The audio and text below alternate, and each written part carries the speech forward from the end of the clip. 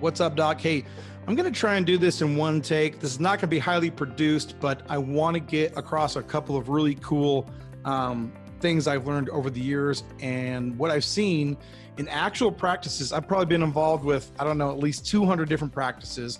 And I've seen a lot of clinics go from that six-figure arena into the seven figures. And so I've got a couple of things I want to share with you today. So let's go ahead and get started. So here's a couple of obvious things that we all know. Okay.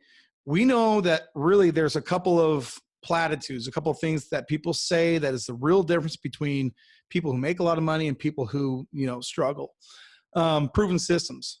They get momentum. They've got dialed in marketing and sales. Like, we know that. That's something we really understand. Again, these are platitudes. They don't mean a lot to us. We also know that, people who are in that bust and boom cycle, they don't usually have systems that kind of fly by the seat of their pants or guess as you go.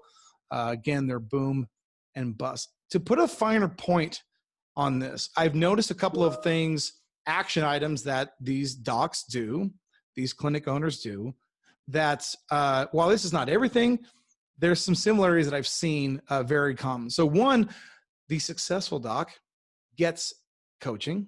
He builds, refines, trains on systems, and understands that he has to delegate. Now, we are going to get into the actual process and a framework of how I've seen this done. But by and large, I hardly see anybody doing this on their own, figuring out by themselves. They're usually getting some help, some coaching, some training. And then they're taking that effort and they're passing it through to their staff. People, if you never train your staff, if you never take the time to develop and drive home the idea that your business is going to run on processes, protocols, systems, it's going to be hard for you to ever figure anything out. And then delegate, the idea of delegating. So we're going to talk about delegation versus abdication.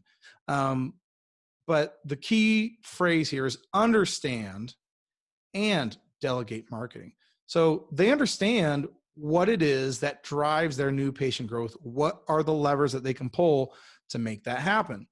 And then what I've seen about, as far as clinics who seem to struggle, who never make it really, the line seems to be once you get above $500,000 in annual revenue, you can go.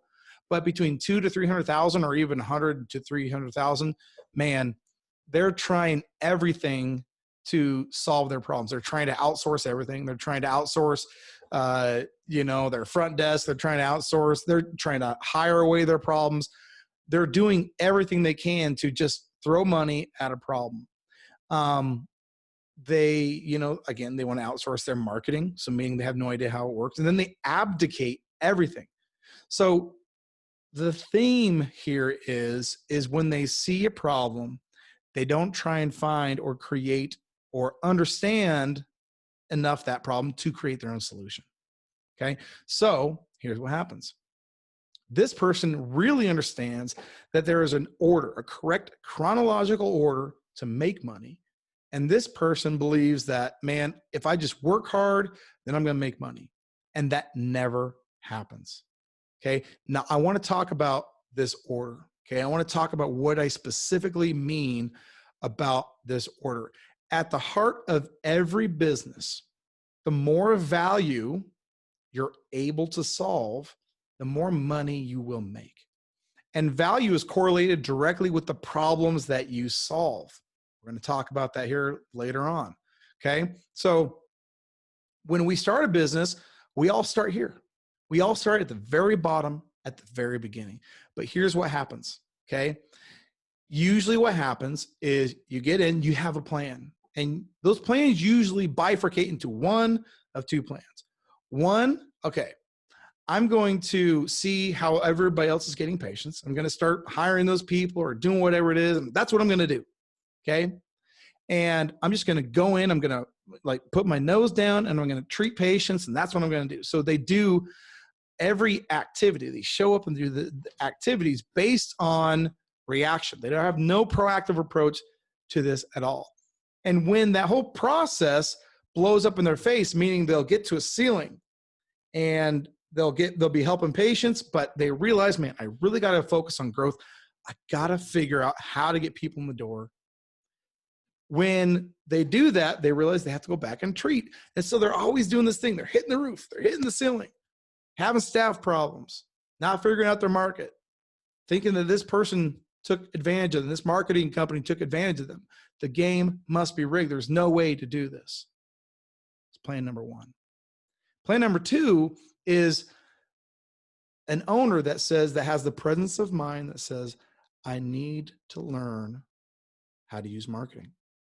Okay, I need to know how to gain the attention of all of these people in my local market. That's where everything starts. If you can't get attention, you're not going to have a business. If you can't get people in the door, not going to have a business. Sales and marketing cannot be abdicated. Okay. Once they start to understand those things, they begin to train, create processes and scripts. I cannot tell you how empowering it actually is to create a process with an accompanying script and then train on it, then train on it again the next week, and so on and so forth until everybody that works in your business understands what the process is, what it's for, and why it works. Okay. And as they figure these different things out, okay, as they figure them out, they write them down and then they move forward. Okay. Establishing the foundation of your business processes must happen if you are ever to start to have an even opportunity to pierce that veil. Okay. So we're going to stop for just a minute. We're going to say, hey, okay, we're on the same page. We understand that foundationally, we have to have a provable way to get new patients in the door, that we know what that process is, that everybody knows their part, and we've got the process down. Okay. Once you're there, okay, and we're assuming, let's say you're a regular chiropractor, okay?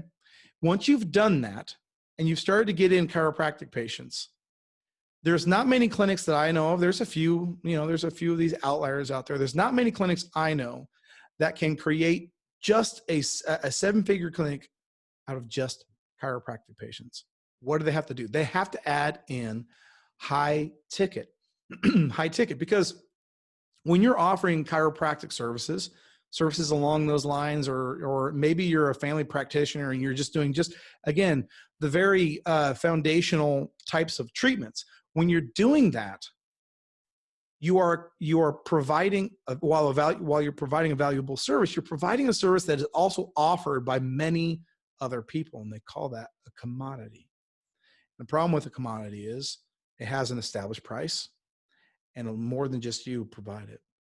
And so you need the processes, you need the scripts, you need the training, but you also need something else to help start you add better profit margins and new opportunities where you don't compete.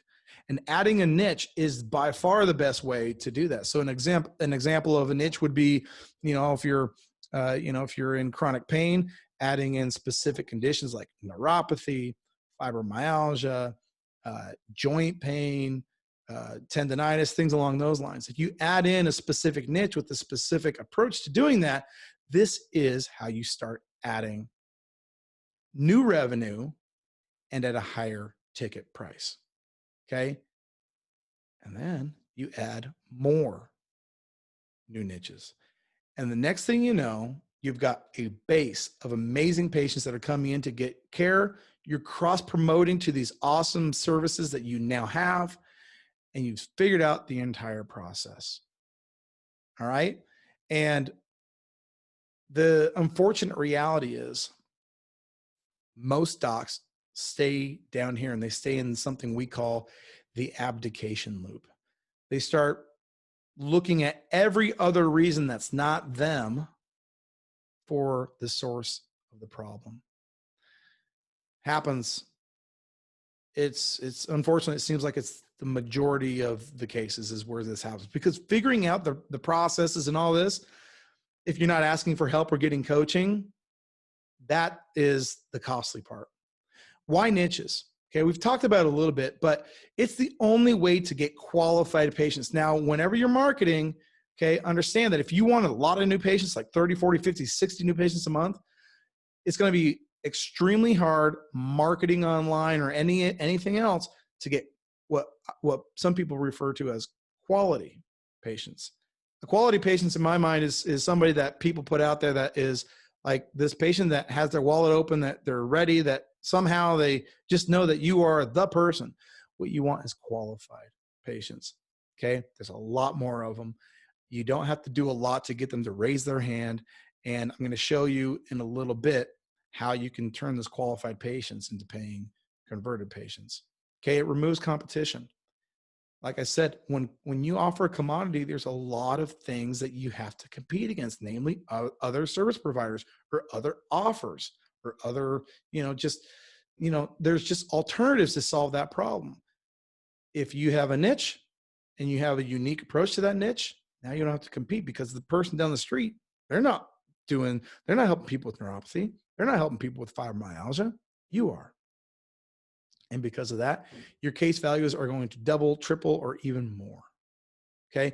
Not only that, this is the absolute number one best way to become the established expert.